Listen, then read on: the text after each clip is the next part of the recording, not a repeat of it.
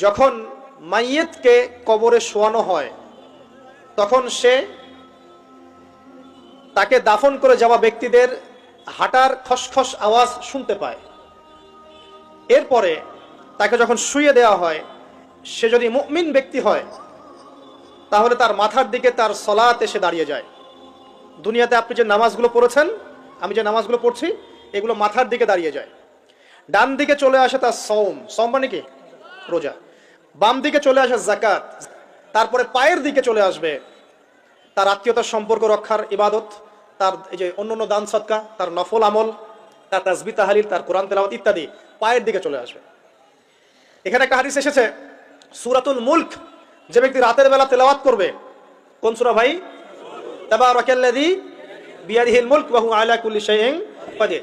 এই সূরা যে ব্যক্তি রাতের বেলা করে তেলাওয়াত করবে, ইনশাআল্লাহ সূরা মুলক কবরে তার সাথে থাকবে এবং কবর আযাব থেকে সূরা মুলক তাকে বাঁচাবে ইনশাআল্লাহ। আমি বুঝাচ্ছি যে কি অবস্থাটা হবে। এবার দুজন ফেরেশতা মাথার দিক থেকে আসবেন, আসতে চাইবেন, সালাত বলবে এখান দিয়ে আসা যাবে না, এদিক দিয়ে আসা যাবে না। ডান দিক দিয়ে আসতে চাইবেন, এদিক দিয়ে আসা যাবে না। বাম দিক দিয়ে আসতে চাইবেন, যাকাত বলবে এদিক দিয়ে আসা যাবে না। পায়ের দিক দিয়ে আসতে চাইবেন, আমলগুলো বলবে এদিক দিয়ে আসা যাবে না। তারপরেও তারা আসবেন, চোখগুলো হবে নীল এবং কালো বর্ণ, নীলাপ চোখের কালো। মুনকার নাকি? উঠে বসিয়ে দেওয়া হবে। এবার তিনটা প্রশ্ন। প্রথমে প্রশ্ন হচ্ছে কি? মান রব্বুক, তোমার রবকে? তখন মুমিন বান্দা বুক ফুলিয়ে বলবে রব্বি আল্লাহ, আমার রবকে আল্লাহ। পৃথিবীতে যে ব্যক্তি আল্লাহর সাথে শিরিক করে নাই, আল্লাহর তাওহীদের উপর থেকেছে এবং তার উপরে মৃত্যুবরণ করেছে, ইনশাআল্লাহ সে ব্যক্তি এর উত্তর নির্দ্বিধায় দিতে পারবে ইনশাআল্লাহ। আর দুনিয়াতে যে বা যারাই আল্লাহর সাথে শিরিক করবে, আল্লাহর সাথে শিরকের পাপে লিপ্ত হবে, ওই অবস্থায় মারা যাবে, তাওহীদের উপর থাকবে না, কোশ্চিন কালেও মান রব্বুক উত্তর দিতে পারবে না। তারপরে প্রশ্ন হয়ে যাবে ভাই দিনুক, তোমার দিন কি ছিল? মুমিন বান্দা উত্তর দিবে কি? দিন ইয়াল ইসলাম, আমার দিন ছিল ইসলাম। এখানে শুনে রাখেন, পৃথিবীতে যারা ইসলামকে পরিপূর্ণরূপে পালন করবে তারাই এই উত্তর দিতে পারবে ইনশাআল্লাহ। যারা ইসলামকে ঠাট্টা বিদ্রুপের হাসি তামাশার পাত্র বানিয়েছে, মন চাইলে কিছু করি, মন চাইলে কিছু করি না, সহজগুলো একটু আমল করি, বাকি কিছুর আমল ধারি না, হ্যাঁ, নামাজ পড়ি, সুদ ছাড়তে পারি না, ঠিক আছে, বছর বছর ওমরা করি, এদিকে ঘুষ দুর্নীতি ছাড়তে পারি না, ইসলামকে ঠাট্টা তামাশার পাত্র বানিয়েছে, এরা কোশ্চিন কালে উত্তর দিতে পারবে না মা দিনুক। দিনে পরিপূর্ণরূপে ইসলামে প্রবেশ করতে বলেছেন আল্লাহ রাব্বুল আলামিন। যারা পরিপূর্ণরূপে ইসলামে প্রবেশ করবে এবং ইসলামের প্রতিটা মৌলিক বিধান মেনে চলবে, ইনশাআল্লাহ তারা এর উত্তর দিতে পারবে। এরপরে আসবে তৃতীয় প্রশ্ন। নবী সাল্লাল্লাহু আলাইহি ওয়াসাল্লামকে দেখানো হবে। যখন দেখানো হবে তখন সূর্য যখন ডুবে যায়, যে দৃশ্যটা আমরা দেখতে পারি না, ওই দৃশ্যটা ভেসে উঠবে এবং মুমিন বান্দা অস্থির হয়ে যাবে, বলবে আমাকে ছেড়ে দাও, আমি নামাজ পড়বো। সুবহানাল্লাহ। কারণ তার কাছে মনে হবে যে আসরের ওয়াক্ত হয়ে গেছে, আসরের ওয়াক্ত হয়ে গেছে, আসরের ওয়াক্ত চলে যাচ্ছে, আমাকে নামাজ পড়তে হবে। চিন্তা করেছেন? ওই যে একটা হাদিস আছে না, যে 7 শ্রেণীর মানুষকে আল্লাহ রাব্বুল আলামিন আরশের ছায়া দিবেন।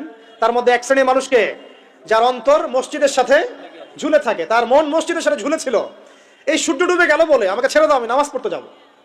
তখন ফেরেশতারা বলবেন তোমাকে নামাজ পড়তে দেয়া হবে, তবে তার আগে তুমি এর উত্তর দাও। কি উত্তর? এই ব্যক্তির দিকে তাকাও। তখন নবী সাল্লাল্লাহু আলাইহি ওয়াসাল্লামকে দেখানো হবে, সাল্লাল্লাহু আলাইহি ওয়াসাল্লাম দরুদ পড়বেন। বলা হবে যে এই ব্যক্তির সম্পর্কে তোমার কি ধারণা? মান হাযা রাজুলু বুইসা ফীকুম, এই ব্যক্তি কে, যাকে তোমাদের কাছে পাঠানো হয়েছিল? মুমিন ব্যক্তি নির্দ্বিধায় বলে দিবে যে তিনি হচ্ছেন আমার নবী মুহাম্মদুর রাসূলুল্লাহ সাল্লাল্লাহু আলাইহি ওয়াসাল্লাম। দেখুন, পৃথিবীতে যে বা যারাই নবী সাল্লাল্লাহু আলাইহি ওয়াসাল্লামের সুন্নতের উপর আমল করবে, ইনশাআল্লাহ সে তার উত্তর দিতে পারবে। দুনিয়াতে যারা নবীর সুন্নতের 5 পয়সা পরোয়া করছে না, তার আদর্শের 5 পয়সা দাম দিচ্ছে না, তারা কোশ্চিন কালে উত্তর দিতে পারবে না। নাম হতে পারে আব্দুর রহমান, আব্দুর রহিম, নবীর সুন্নতের ধার ধারে না, তারা উত্তর দিতে পারবে না। তো নবীর সুন্নতের গুরুত্ব কত গভীর, এটা আমাদেরকে এখান থেকে বুঝতে হবে। তাই প্রিয় যুবক ভাইরা, মুসলিম ভাইরা, আমাদের জীবনটাকে নবীর আদর্শ এবং সুন্নতে ঢেলে সাজাতে হবে। সকাল থেকে সন্ধ্যা পর্যন্ত প্রতিটা কাজ করবো কার তরিকায়? রাসূলের তরিকায়। নামাজ পড়বো তার তরিকায়, রোজা, সিয়াম, হজ, জাকাত, আমল, মুআমালাত, আখলাক সব কার তরিকায়? নবী সাল্লাল্লাহু আলাইহি ওয়াসাল্লামের তরিকা অনুযায়ী ইনশাআল্লাহ। আল্লাহ পাক তৌফিক এনায়েত করুন, আমিন। এবার ফেরেশতা দুজন জিজ্ঞাসা করবেন অবাক হয়ে যে তুমি কিভাবে এটা জানলে, তুমি কিভাবে এই 3টা প্রশ্নের উত্তর দিতে পারলে? কারণ বেশিরভাগ মানুষ তো উত্তর দিতে পারবে না, বেশিরভাগ মানুষই এই উত্তর দিতে পারবে না। কারণ কিয়ামতের মাঠে 1999 জন মানুষ জাহান্নামে যাবে, নাউযুবিল্লাহ। তো এটা কঠিন পরীক্ষা। আল্লাহ রাসূল সাল্লাল্লাহু আলাইহি ওয়াসাল্লাম বলেছেন যে নিশ্চয়ই তোমাদেরকে এখানে পরীক্ষায় ফেলা হবে, আর তোমরা যদি এই পরীক্ষা জেনে তোমাদের মৃতদেরকে দাফন করা থেকে বিরত না থাকতে, তাহলে আমি তোমাদেরকে শুনিয়ে দিতাম কবরে কেমন পরীক্ষা হয়। মানে যদি আমরা শুনতে পারতাম যে কবরে কেমন পরীক্ষা হয়, আমরা ভয়ে আমাদের মৃতদেরকে দাফন পর্যন্ত করতাম না। এটা নবীজি বলছেন সাল্লাল্লাহু আলাইহি ওয়াসাল্লাম। তাকে জিজ্ঞাসা করা হবে যে তুমি কিভাবে জানলে এটা? বেশিরভাগ মানুষ তো পারে না উত্তর দিতে। তখন সেই ব্যক্তি বলে বসবে, সেই ব্যক্তি বলবে যে করাতু কিতাব আল্লাহ, আমি আল্লাহর কিতাব এই কোরআন পড়েছি। মুমিন বলবে আমি আল্লাহর কোরআন পড়েছি, ফাআমানতু বিহি, আমি এর উপর ঈমান এনেছিলাম, ওয়া সাদ্দাকতু, এবং সত্যায়ন করেছিলাম। সুবহানাল্লাহ। অতএব দুনিয়াতে যারা দ্বীনের জ্ঞান অর্জন করছে না, কোরআন পড়ছে না, হাদিস পড়ছে না, পড়াশোনার চেষ্টা করছে না, জানার চেষ্টা করছে না, কবরে পাওয়ার ডিফিকাল্ট আছে। এটা একটা অন্যতম প্রশ্ন। আমরা কিন্তু মনে করি 3টা প্রশ্ন হচ্ছে, আসলে প্রশ্ন হচ্ছে কয়টা? 4টা। 3টার পরে আরো একটা এক্সট্রা। কিভাবে জানলে? তখন উত্তর দিচ্ছে আমি আল্লাহর কিতাব পড়েছি, ঈমান এনেছি, সত্যায়ন করেছি। সুবহানাল্লাহ। নবী সাল্লাল্লাহু আলাইহি ওয়াসাল্লাম হাদিসের পরের অংশে বলছেন যে যখন কাফের বান্দাকে উঠানো হবে, তখন ডানেও কিছু নাই, বামেও কিছু নাই, সামনে পিছনে কিচ্ছু নাই।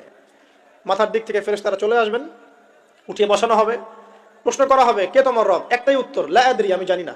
নাউযুবিল্লাহ। কি তোমার দিন? লা আদরি, আমি জানি না। এই যে আল্লাহর তো খবর নাই, আল্লাহ পাকের বিধান মেনে চলার কোনো খবরই নাই, পরোয়াই নাই। সে জানবে কিভাবে ইসলাম কি জিনিস? সে জানবে কিভাবে আল্লাহ কি জিনিস? ও তো আল্লাহকে চিনেই না।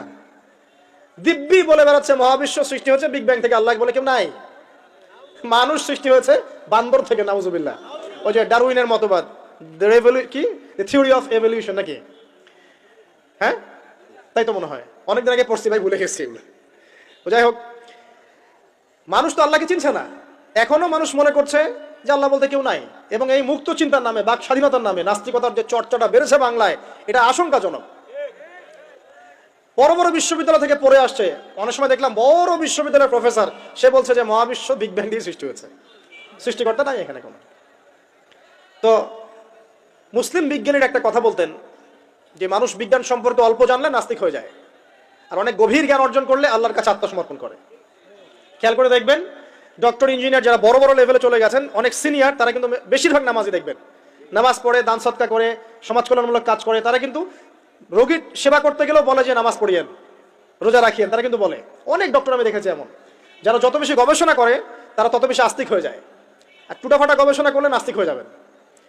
কত প্রশ্ন, ইসলামের এটা কেন, ওইটা কেন, ইসলামে বহুবিবাহ কেন, হ্যাঁ, ইসলামে কি পর্দার বিধান কেন, তারপর ইসলামে এত রেস্ট্রিকশনস, এত বাইন্ডিংস কেন, হ্যাঁ, স্বাধীনতা নাই কেন, কত প্রশ্ন। ইসলামের এগেইনস্টে কত তীর এখন ছোড়া হচ্ছে। তো এই ব্যক্তি কেমন করে উত্তর দিবে যে মাহাদিনুক, তোমার দিন কি? আল্লাহর দিকে কত প্রশ্ন ছোড়া হচ্ছে, কত শিরকের পাপ আমরা করছি, অনেক সময় মুসলিম হয়েও শিরকের পাপ করছি। কিভাবে উত্তর দিবে মান রব্বক? 3 নাম্বার প্রশ্ন যখন করা হবে এই ব্যক্তিকে, দেখো দেখি, সে বলবে যে আমি জানি না এই ব্যক্তিকে, তবে শুনেছিলাম, মানুষের মুখে শুনেছিলাম, মানুষ যা বলতো আমি তাই বলতাম। মানে সে রাসূল সাল্লাল্লাহু আলাইহি ওয়াসাল্লামের নাম শুনেছিল হয়তোবা, কিন্তু তার সুন্নত বা আদর্শ কখনো মেনে চলে নাই, পারলো না। এবার জান্নাতি ব্যক্তি হলে কি হতো? ওই যে সূর্য ডুবছিল যেখানে, তার দৃষ্টির সীমা পর্যন্ত কবরকে প্রশস্ত করে দেওয়া হতো, এবং জান্নাতের একটা দরজা তার কবরে খুলে দেওয়া হতো। এটা কিভাবে করা হবে সেটা আল্লাহ পাক জানেন, এটার ব্যাখ্যা করার জ্ঞান আল্লাহ আমাদেরকে দেন নাই। যেই মানুষের ক্ষুদ্র জ্ঞানে মানুষ ব্যাকটেরিয়া ভাইরাস নিয়ে গবেষণা করতে হিমশিম খেয়ে যায়, সে মহাবিশ্বের স্রষ্টা নিয়ে কিভাবে গবেষণা করবে? আল্লাহ পাকের অসীম জ্ঞানের সামনে আমার জ্ঞান কি? খুবই ক্ষুদ্র। হাদিস এসেছে বুখারী শরীফের মধ্যে যে একটা মহাসমুদ্রের মধ্যে যদি একটা পাখি 1 ফোঁটা পানি উঠিয়ে নিয়ে যায়, ওই 1 ফোঁটা পানি হচ্ছে মহাবিশ্বের জ্ঞান, আর বাকি পুরো মহাসাগর হচ্ছে আল্লাহ পাকের জ্ঞান। তো আমরা এই ক্ষুদ্র জ্ঞানের মানুষ হয়ে আল্লাহর জ্ঞানকে কেমন করে পেনিট্রেট করতে পারি? তো আল্লাহ পাক জান্নাতের দরজাগুলো খুলে দিবেন, একটা দরজা খুলে দিবেন, সেখান থেকে বাতাস আসবে, সে জান্নাতের নাজ নিয়ামত উপভোগ করতে থাকবে, এবং তার রূহটাকে সবুজ রঙের পাখির আকৃতিতে জান্নাতে রেখে দেওয়া হবে। ইল্লিন মানে ওখানে জান্নাতের নিয়ামত সে পাবে। এটাকে বলা হয় দারুল বারজাখ বা বারজাখের জীবন। পাপী ব্যক্তি হলে জাহান্নামের দরজা খুলে দেওয়া হবে, আর জাহান্নামের সে আযাব ভোগ করতে থাকবে, এবং পুণ্যবান ব্যক্তি হলে জান্নাতের দরজা খুলে দেওয়া হবে, এবং এর নাজ নিয়ামত সে ভোগ করতে থাকবে। তখন তাকে বলা হবে এটা জান্নাতের সেই জায়গা যেখানে তুমি থাকবে। এটা দেখার সাথে সাথে, শোনার সাথে সাথে তার যে খুশি, উৎফুল্লতা আরো অনেক বেড়ে যাবে। এবং সে কি করবে জানেন? সে পৃথিবীতে ফিরে আসতে চাইবে। সে বলবে, আমাকে আমার পরিবারবর্গকে জানাতে দেন, আমাকে আমার পরিবারবর্গকে জানাতে দেন যে আমি ভালো আছি।